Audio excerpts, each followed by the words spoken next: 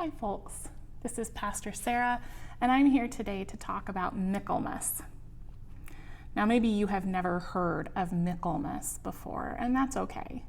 It's a festival that we have started celebrating at our church, and it's a festival that used to be more common in some parts of Europe, but it's okay if you haven't heard of it, because I'm going to tell you what it's about. Michaelmas is a day when we tell the story of Saint Michael slaying a dragon. What does any of that mean? Now, Saint Michael in Christian tradition is an angel.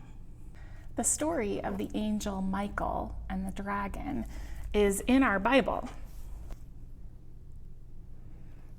It's right at the end in the book of Revelation, in chapter 12. In these Bibles that are in the pews at our church, there's a heading that says, Michael defeats the dragon. And this is what it says. War broke out in heaven. Michael and his angels fought against the dragon. The dragon and his angels fought back, but they were defeated, and there was no longer any place for them in heaven.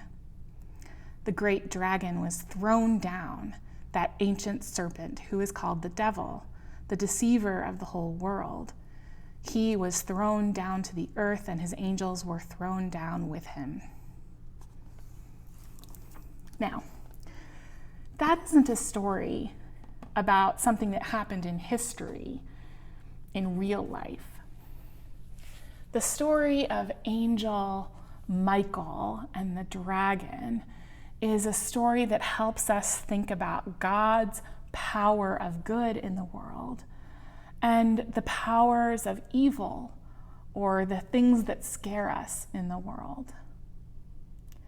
And this story, along with lots of other stories in the Bible, helps us remember that God's power of love is always bigger and stronger than any of the things that might scare us in this world.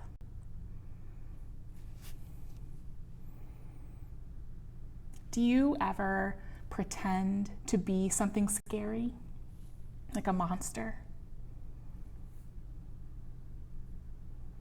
Do you ever pretend to be a hero who can fight the evil and the bad guys? Make sure that the right thing happens and everybody is safe? Telling those stories and playing those roles is one of the ways that we keep learning more and more about what it means to be someone who works with God in the world. The first story of Michaelmas is that story of the angel Michael. You can find it in the book of Revelation yourself if you want to. There are two other stories, though, about dragons that I want to be part of our Michaelmas this year. One of them is a story about someone named George. George was a knight, and he heard that there was a dragon that was holding someone hostage. It was actually causing terror for a whole community, but one of the things this dragon did was kidnap the princess of this kingdom and was holding this person hostage. And so George came to the city with a sword and a shield, and George went to the dragon and was able to fight against the dragon and win and rescue the princess and make sure that she got home safely. That story about George is another one that's told in some parts of Europe. Especially people in Wales like to tell the story of Saint George and the dragon.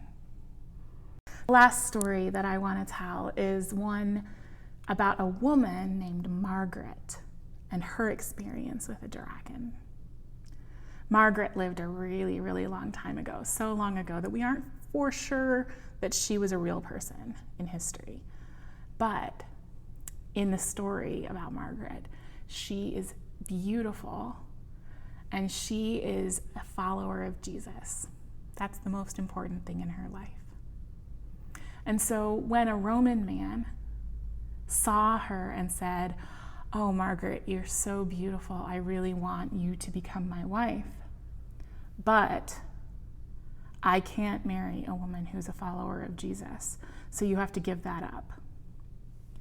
Margaret said, "No, I'm not willing to give up following Jesus to be your wife." And in those days, women weren't allowed to say no like that. And so she went to jail.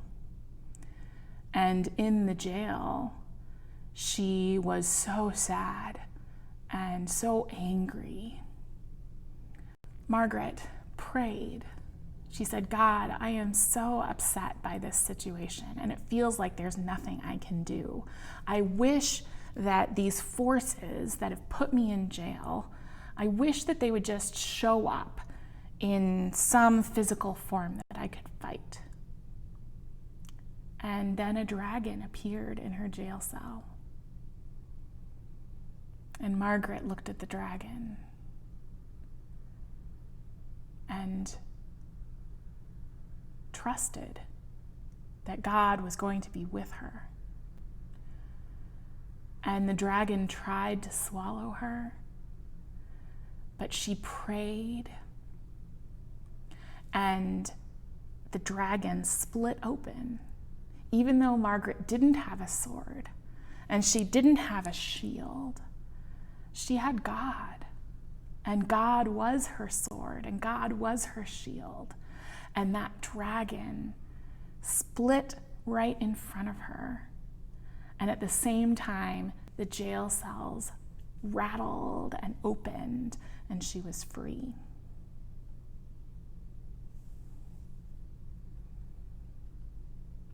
I wonder what these stories can teach us. I wonder what things you are afraid of.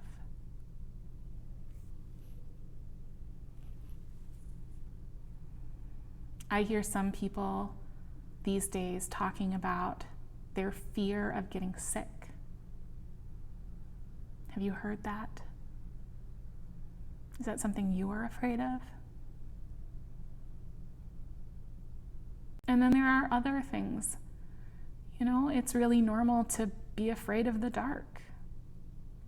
And the days are getting shorter and the nights are getting longer right now. It's dark for a little bit longer each night. And it's really normal to be afraid. It's really normal to be afraid of situations that we can't control.